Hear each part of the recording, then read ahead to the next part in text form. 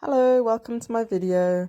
Today I'm going to show you how I made these shibori or tie-dye t-shirts. You want to start with something pale. This doesn't have to be a t-shirt, but I'm using these slightly stained old ones. You will also need string. I start by pinching and pulling a sausage shape from the t-shirt. I tie a knot with my string at the tip and wrap it round and down. I also try to make sure that the pleats are relatively even, so when I dye it, it will have a nicer pattern.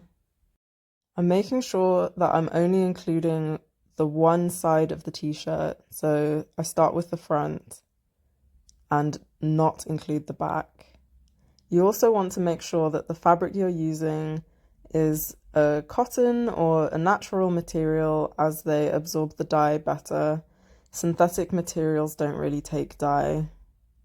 So I continue to wrap my string until I get to the base of the tube. The length of this will determine the diameter of the circle that you'll get in your dye at the end. I then gather the next section of fabric, I smooth out the pleats, and continue wrapping the string round from the base up to the tip. So each piece of string is including 2 sausages of fabric. This is quite a tedious process and obviously very repetitive because you want to tie these kind of sausage shapes all over your t-shirt. So once you've got the hang of this technique, if you want to skip to the dyeing portion of the video, it's at around the 4-minute mark.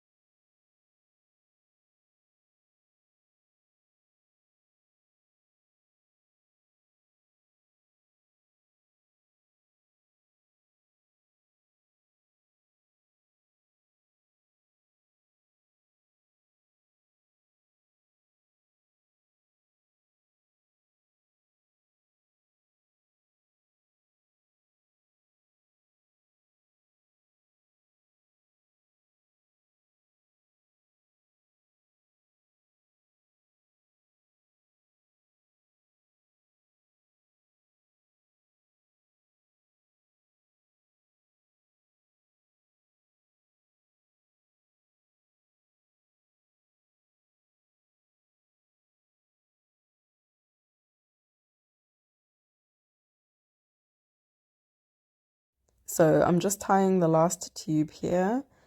The final object is looking like a fun looking star or something like that. It looks very cool. You want to wet this. This helps the dye soak in better. And here are my dyes. I'm using a muffin tin because I didn't have enough bottles to do all this. I bought these dyes from Temu. It came in a pack of 32 for £6, which is very reasonable. I have used these before and I didn't really do it correctly. These dyes don't come with instructions and it was the first time that I've done tie-dye properly. So I did some more research since then. I show the colours, but obviously you don't have to do exactly the same as me. You can do whatever colour palette suits you and your aesthetic, or whatever you're feeling the day that you do this. Even though there's not a lot of dye in each packet, it's quite fun to have so many options for whatever colour variations you fancy with this particular pack that I bought. And it's nice to just have fun and experiment with colour and edit some of your clothes.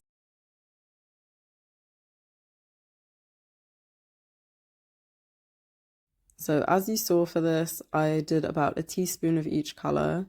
Next, I add table salt. This is just a supermarket owned brand. It doesn't have to be expensive salt at all for this. The reason behind adding salt is to help the dye penetrate the fabric and bond with the fibers. This results in more vibrant, intense, and even coloration. Once I've added the salt, I then put some water in. I didn't really measure this, but it's not really a lot of water. And then I just give it a stir.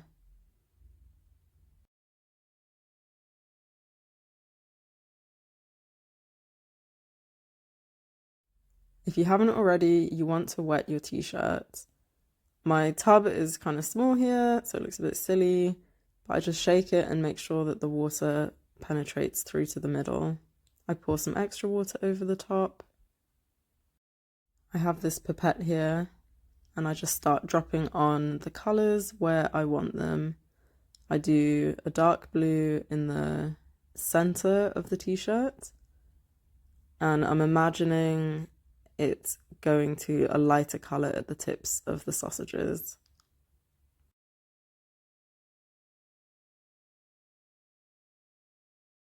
This can be very messy and the dye will leak through and get on the floor, so I've put down a sheet here. I'm also wearing gloves to make sure that my hands don't get stained. However, the dye still managed to penetrate the plastic of the gloves, but it's not really a big deal. My hands are usually quite stained from paints and all the crafts that I do. I continue with my next colour, and a lot of the dye that's dribbling out the bottom, I do collect it in a tub to hopefully reuse it because I don't really like wasting anything.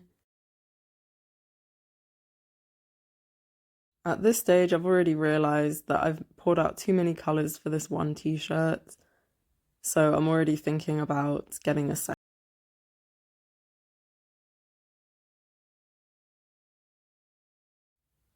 This already looks really cool. I was very excited to see how it was going to come out.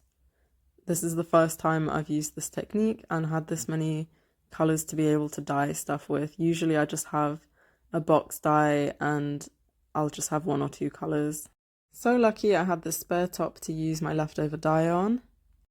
This t-shirt was a hand-me-down, it got bleached and most of the design came off as you would expect, but it's not really a t-shirt I would wear out, so this is the perfect t-shirt for an experimental tie-dye session. I mean, obviously I still wear the t-shirt, but it's like a home arts and crafty kind of top or pajamas. Something I didn't do with this one, which I should have, was to saturate the top with water so that the dye would penetrate better. You'll see that it didn't come out as good as it could have, I think.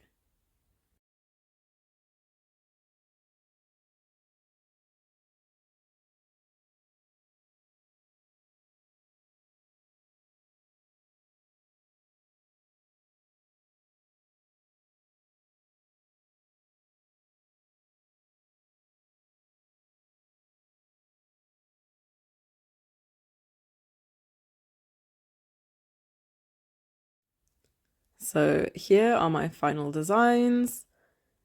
I'm very unsure about this one, but I cover these up and leave them for 24 hours so that the dye can fully soak into the fibers.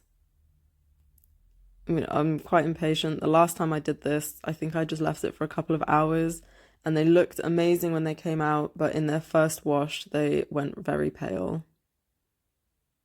So here is the next day and I'm washing them out. I did it outside so I didn't get dye everywhere. Here I'm picking all the strings off. The color saturation is already looking very good, but judging by the first piece that I did with these dyes, it doesn't really mean anything. And here I get a little cat visitor, which is very cute.